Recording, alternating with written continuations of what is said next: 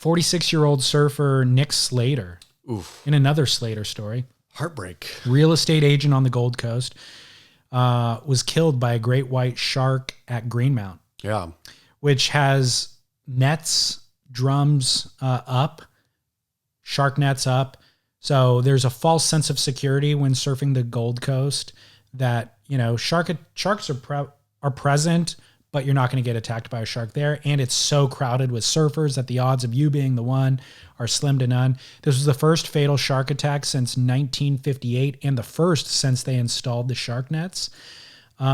This was a big story 3 or 4 days ago. I got an email from somebody on Instagram, actually a DM that said, "Hey David, I got a question for you guys.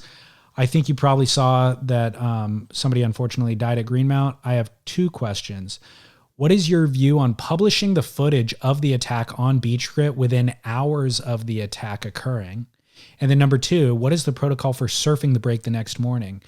The beach was closed and Occy was out there surfing by himself. I know it's very rare to get good waves on the Gold Coast to yourself, but it kind of raises an interesting question about how long out of respect for the person who passed away should you wait to go back into the same lineup where that person was killed? Great question. I don't know that Beach could actually publish the footage. It published a photo.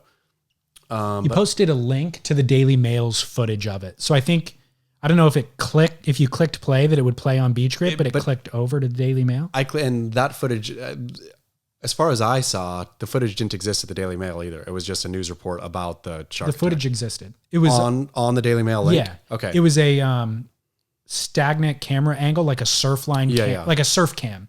Did you watch the footage? Yeah. Okay. I haven't seen it yet. It's just, so it's very wide. It's from very far away and it's thrashing is what you can see. Sure. So in terms of the ethics of that, I mean, I think that there was public domain. It was out there. It's incumbent upon Beach Grit to report things that are public domain. If we would have snuck the footage off the phone or something, off, somebody's phone, off a loved one's, out of, whatever, then clearly that would have been ethically wrong. But anything surf that exists in the public space, it's incumbent upon us, I think, to report to the best of our ability. And so that's for that question. The second one, Occy, so like the boys in Bali, I was like, who cares? The Occy thing did cause me to pause. It seemed disrespectful. It seemed to go out and get yours the day after this happened. It seemed like the respectful thing to do is mourn the death for at least one day. Does it matter that it was Occy? Does Occy get a free pass? No.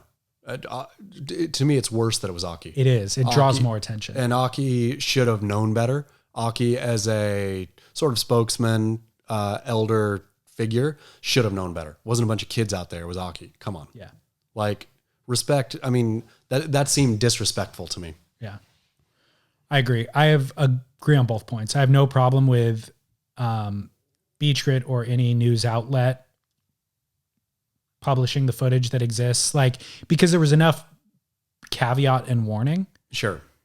And so I don't think it wasn't tricking somebody into watching the footage. It was saying it just happened to exist. Here's the footage, be warned. And I think even the video itself had that warning. When you click play, it says this footage may be, whatever. So enough disclaimers, I think, are the right way to do it. Sure.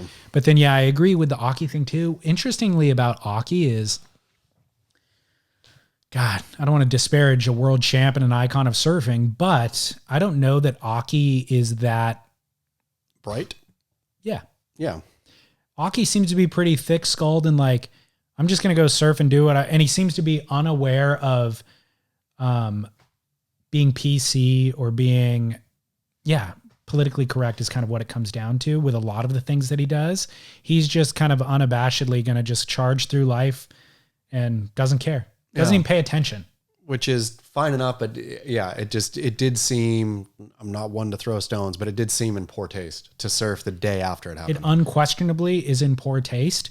And Occy, A, would never think of it. B, doesn't care when he finds out that it was in poor taste after the fact. Yeah.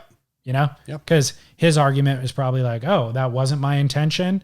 I don't know. The waves are pumping. What'd you say? Like, who cares? You know? Yeah. So, but I agree with you. Yeah, it is in poor taste.